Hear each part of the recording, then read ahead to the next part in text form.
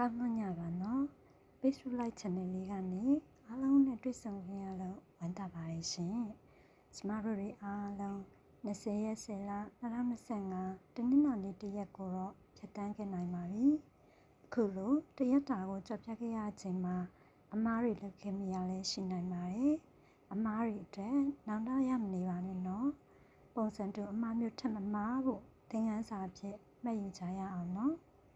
အေဂျင့်နဲ့စိတ်ကလေးနဲ့အကျိုးရှိတဲ့အလုပ်ကလေးတွေကိုလုပ်ရင်းဒီနေ့ကိုဖြတ်တန်းခဲ့တယ်ဆိုရင်တော့ကျမတို့မိမိကိုယ်ကိုမိမိအသိမှတ်ပြုပေးကြရအောင်နော်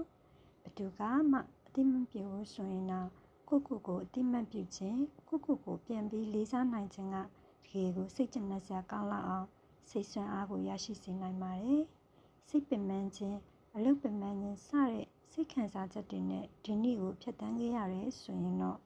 အခုလိုပင်ပန်းမှုတွေဟာယာယီပဲဆိုတာကိုလက်ခံပေးပါနော်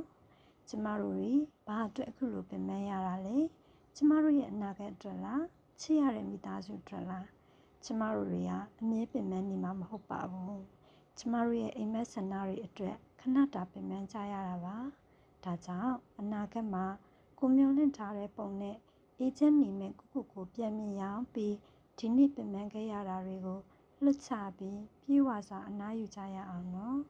မနက်ဖြန်မှာဒီနေ့ထပ်ပို့ပြီးအေဂျင့်ပျော်ရွှင်စွာဖြတ်တန်းနိုင်ဖို့20ရက်10လ2025တနင်္လာနေ့ဒီညလေးကိုအေဂျင့်စွာအိတ်ချရအောင်နော်